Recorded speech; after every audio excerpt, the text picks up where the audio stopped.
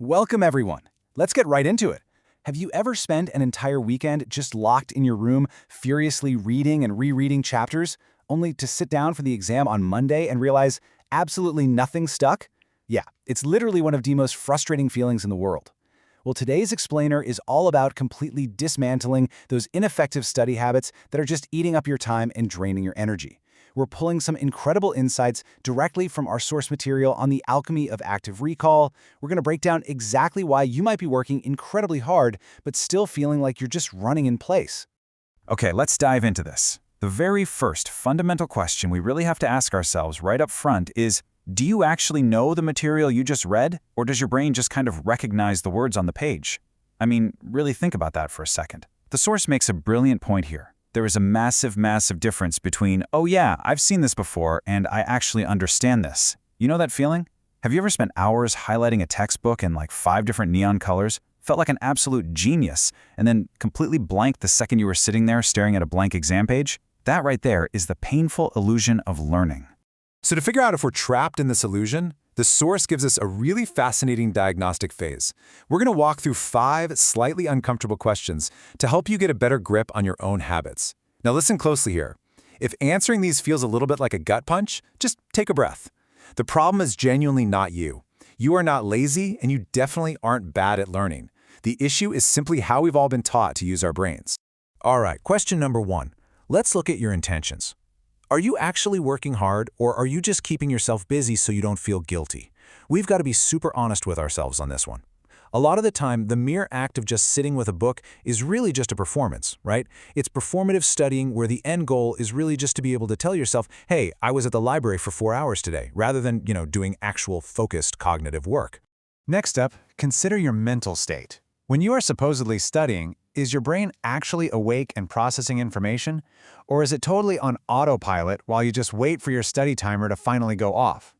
Because just letting the clock run down is absolutely not the same thing as active cognitive processing. True learning actually requires feeling a little bit of mental strain. It takes active engagement with the material, rather than just letting your eyes glaze over the paragraphs until your phone chimes. Try this right now. Think about the very last complex topic you read about. If I came over and snatched your notes away right this second, could you explain that concept to a 5-year-old, or would you immediately start stuttering and scrambling for the right words? This is essentially the Feynman technique in action. The text makes it clear. If you can't break a concept down and explain it simply, just from pure memory, you haven't actually absorbed it yet. And that brings us to a really harsh truth about practice tests. Do you avoid them because you are secretly terrified of seeing how much you actually don't know? Because honestly, it is incredibly common to avoid testing just to protect our egos from the reality of our own knowledge gaps. We would way rather live in that comfortable, warm little illusion of knowing the material than face the harsh reality of a failing practice score. And finally, let's talk about the setup. Is your quote-unquote perfect study aesthetic, the $20 pastel highlighters, the meticulously curated lo-fi beats playlist, the incredibly clean desk, is all of that actually just a fancy way to procrastinate? Look, we have all been there, spending way more time color-coding a study schedule than actually reading the material. It's kind of funny, but it's also a highly effective trick our brains use to avoid the hard, unglamorous work of actual thinking. And this brilliantly illustrates the real cure for these bad habits. It isn't just trying harder. It's actually adopting the framework detailed in the book How to Study Like a Genius by Shadow Books. This source outlines the ultimate system for faster learning and better memory. It shifts us completely away from that exhausting myth of secret talent and moves us toward repeatable, scientific methods that actually legitimately work. So the foundation of this entire system requires us to unlearn a massive, massive trap: confusing time spent with learning done. You can sit there with a book open for 6 hours, but if your brain is passive, it means absolutely nothing. It's basically like watching an hourglass run out of sand and pretending you're getting stronger just by watching it. According to the text, genius-level learning is measured strictly by recall. It's measured by the mental heavy lifting your brain actually does, not by how many hours you manage to keep yourself glued to a chair. Let's circle back to that autopilot feeling we talked about a minute ago. Things like rereading and highlighting, those are passive methods.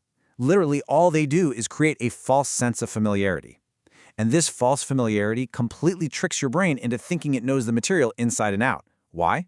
Because the human brain is inherently lazy by design. It absolutely loves to confuse recognizing a highlighted sentence on a page with actually being able to generate that sentence from scratch. In fact, the source drops this incredibly powerful realization. It says, familiarity isn't memory, it's an illusion. Just let that sink in. To shatter that illusion and to successfully pass that 5-year-old test we mentioned earlier, smart learners do something very specific. They break information down. If a chunk of information is just too big, your brain simply cannot handle the cognitive load. You have to break everything down into tiny, manageable pieces that force genuine active recall. Now, what's really interesting about this slide is how we usually frame our fear of testing. The source clearly shows that we avoid practice tests because testing is, by its very nature, uncomfortable. We almost always prefer avoiding discomfort over embracing struggle. But the reality? That discomfort you feel during a test is exactly the thing that strengthens your memory. So avoiding the discomfort of a test means you are quite literally avoiding the learning itself. The text urges us to shift our mindset entirely with this incredible quote. Struggle is not failure. Struggle is the sound of your brain building new connections. Think about that. When you're working hard to retrieve an answer from your memory, and it feels incredibly difficult, that does not mean you aren't naturally gifted.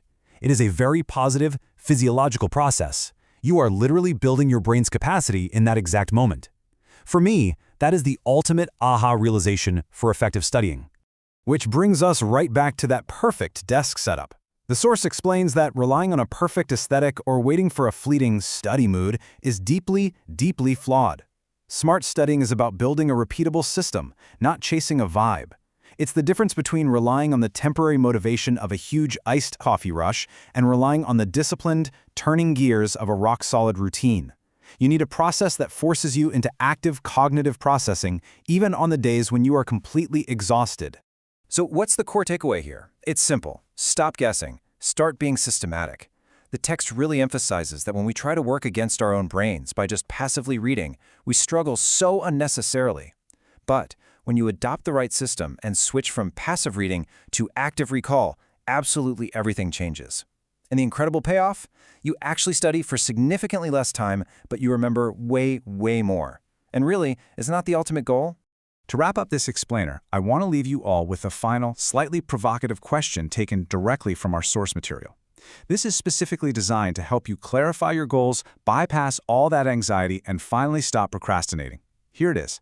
If you knew for a fact that you couldn't fail the next test, what is the very first thing you would start studying right now? Take a moment, let that sink in, and let it inspire you to take systematic action today. Thanks for joining me.